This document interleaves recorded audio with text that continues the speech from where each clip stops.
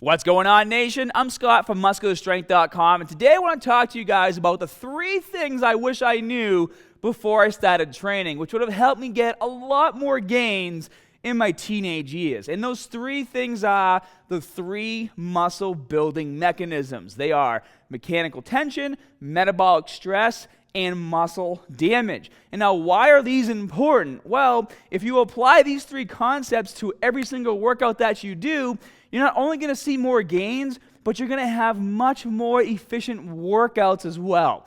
Let me explain. The first thing we're going to talk about is metabolic stress. Now, guys, I am talking about bodybuilding right now. I'm talking about building muscle, not strength, not how much weight you can lift on every single set, pure muscle building.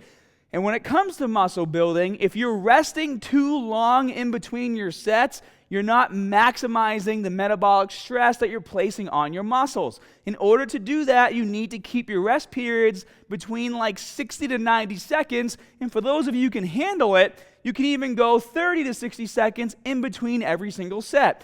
The entire point of training is to absolutely obliterate the muscles you're trying to work. And a lot of us get this backwards. A lot of us think that if we did a 100-pound chest press, on set 1, if we can't do a 100-pound chest press on set 2, then we failed the gym. And that's backwards thinking, guys. If you do a 100-pound chest press on set 1, and then you get to set 2 60 seconds later, and you can do 100 pounds again, and it's kind of easy, well, then you're not lifting enough weight. It's basically a useless set. If you are lifting so intensely for every single set that by set 2 or 3 you're forced to lower the weight a little bit, it's because you are causing muscle damage. And if you want to get that pump that we all love, you got to keep those rest periods short. So something that I like to do for my workouts is I keep my timer with me at all times. I can get easily distracted in the gym, mainly because I have some friends that I like to talk to, whether it's about anime or TV shows or whatever, and I get distracted, and before I know it, 3 to 5 minutes has gone by, which, if I was powerlifting or strength training, 3 to 5 minutes is okay to rest in between sets because you're trying to lift as much weight as possible and trying to increase your weight every single set when you power lift or strength train. When muscle building, though, you're trying to fatigue the muscle and break it down for regrowth. So all I do is I just push start on my timer, and then as soon as it hits 60 seconds or 90 seconds max, no matter what I'm doing, I look at my clock, I say bye to my friend, and I do my set. And that's metabolic stress. Now, number 2, mechanical tension. And that should be self-explanatory, guys. It's exactly what it sounds like. It's the amount of tension you're placing on the muscles you're training on every single set. A lot of us have a really bad habit. So let's say we're doing like a bent over row. We'll come over to the exercise, and the first set looks like we could have done it basically half asleep. We're just kind of like banging through the repetitions like this, and by the time we finish our set, let's say we're doing 8 repetitions, we look like we could have went and done like 15 more reps because the weight was so light. If anything, you should take that set as a warm-up and not count it as one of your working sets. A working set is a set in which, let's say you're doing 8 repetitions, by the time you get to 7, your reps should look more like this, like you're having a hard time with it. And by the time you get to that 8th rep, maybe you even need a little momentum to help you get it done, but you're still in control. That is maximizing mechanical tension. We have this thought in our head that we're supposed to increase the weight every single set when we go to the gym. So we put this mental block in our head that forces us for set 1 to lift 15 or 20 pounds lighter than we know we can actually handle. And it's just because there's a lot of bro science around what progressive overload actually means.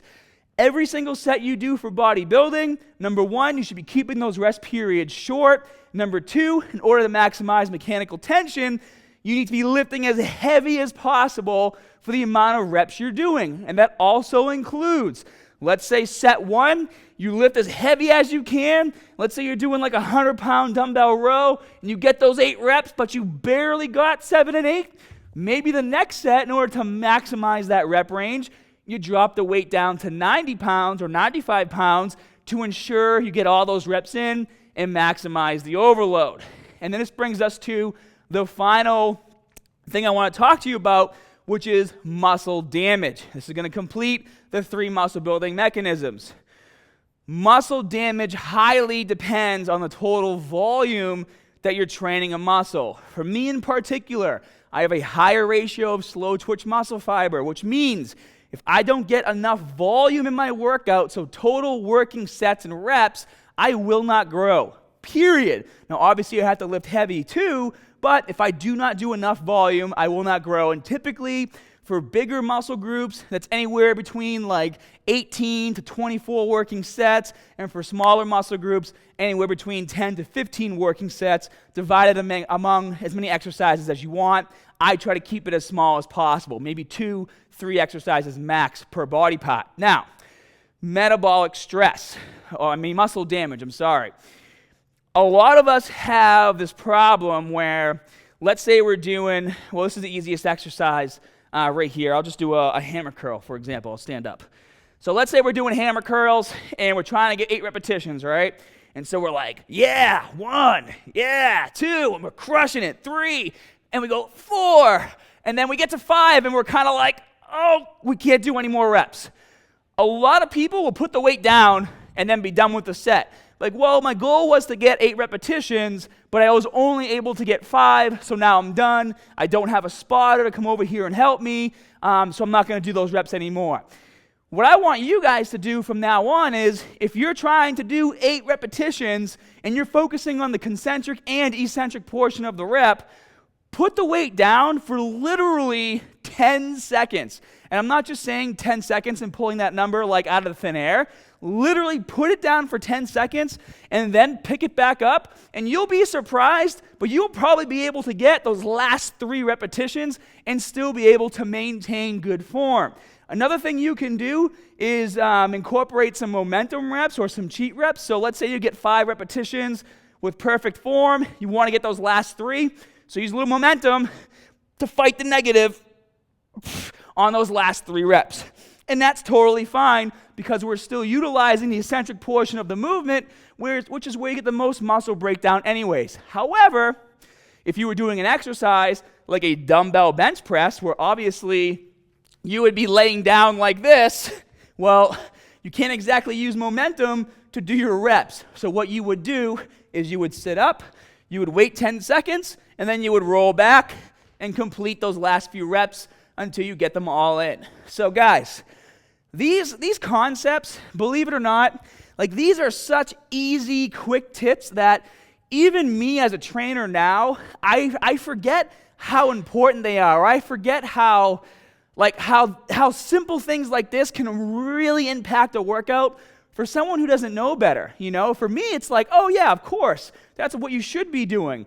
But me, when I was 18, like I was an idiot. Well, I wouldn't say an idiot. I was a pretty smart kid.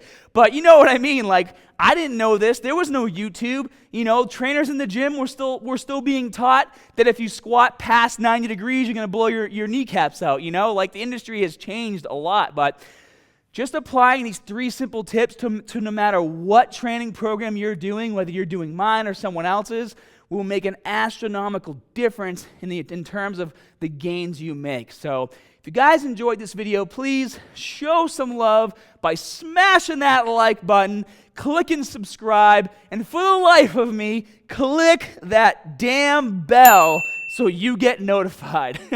I keep going back and forth with YouTube, and honestly, they're telling me that there is no problem with the bell, even though you guys keep telling me there is. And I know it's annoying that I keep talking about clicking the bell, but unfortunately, that's all YouTube says that I can do because they're in control, not me. So click the bell.